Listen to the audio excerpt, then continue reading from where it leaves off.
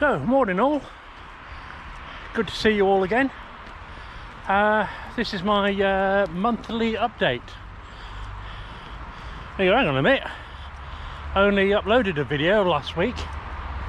Well, I've been on this obesity walking challenge for about a month now, and it's been going good. My mileage has been, it took me about 19.5 minutes to do a mile.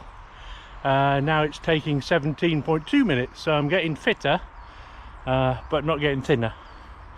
That's another story. So I had a couple of tough weekends with the kids, theme parks, you know, that kind of thing.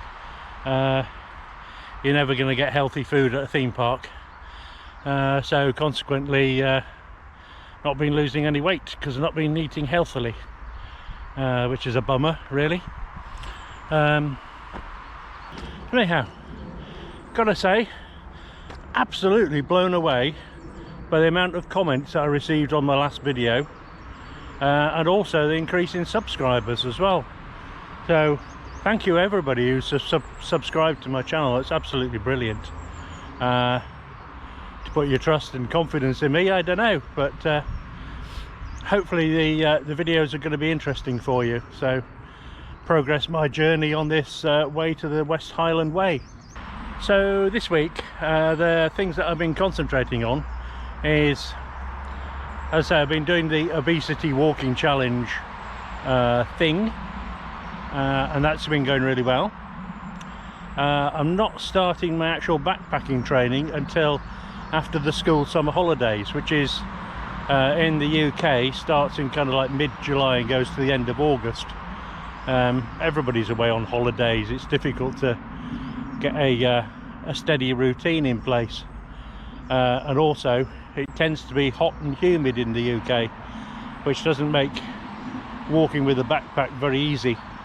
Okay, so this week I've been looking at quite a few videos by Paul Messner, who's based in the UK, and Andy, who's runs Backpacking UK.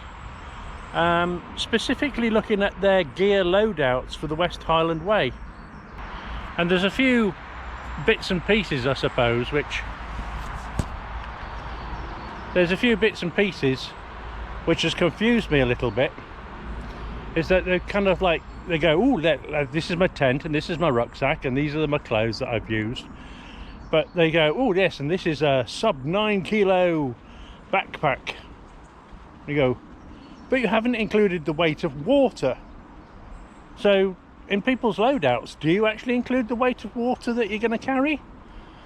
I'm going to say it's fairly easy to get below 12 kilos on a backpack if you don't include any water.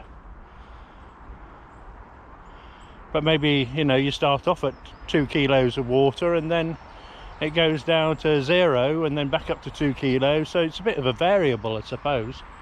Anyway, let me know in the comments below what you think.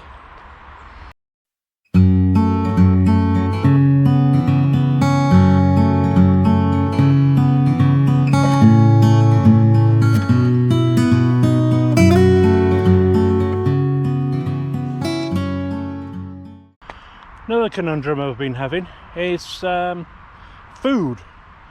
About what sort of food that you take out on a backpack with you. So I'm looking at kind of like 9 days for my West Highland Way adventure. Obviously there's lots of places along the way that you can eat at, but obviously there are places along the route where I'm going to have to wild camp, and that's okay. I'm okay with that because of the freedom to roam laws within Scotland. What most people call wild camping is just called camping in Scotland. So there's none of that kind of like, get off my land kind of stuff that you have in England. So I should explain, if you're not in the UK, in England it's deemed a civil law and not a criminal law to camp on someone's land, because all the land is owned by somebody. And a landowner can actually come over to you if you're camping on their land and go, get off my land, and you have to pack up and leave. That doesn't happen in Scotland. In Scotland you have the freedom to roam, and you can legally camp pretty much anywhere you want, as long as you're not being stupid and not trying to camp in a cemetery or a children's sports ground or something like that. But pretty much you don't get any hassle at all from landowners. You're not likely to get shot or anything like that.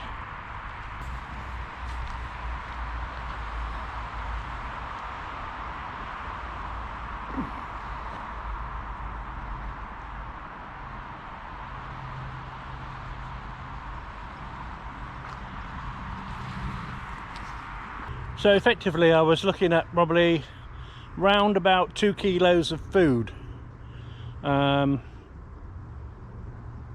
which is going to be kind of like dehydrated meals, because you can get access to lots of water on the West Highland Way.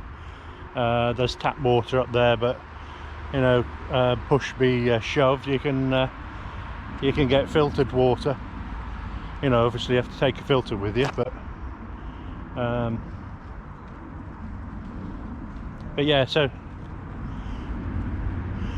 I was looking at 2 kilos of dehydrated food, because it's fairly easy to rehydrate stuff, and I'm taking a cooker and stuff like that, so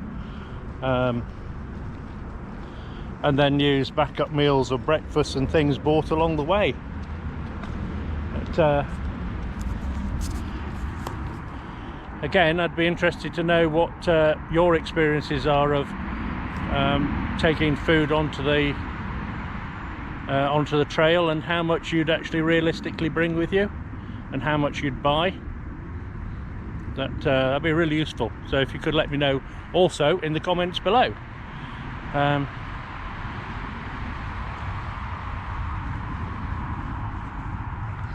But again, this is just another little short video. I'm eager to find out what your responses are to my questions, and see if I can gain from your experience. So let me know, and I'll see you again next time. Bye.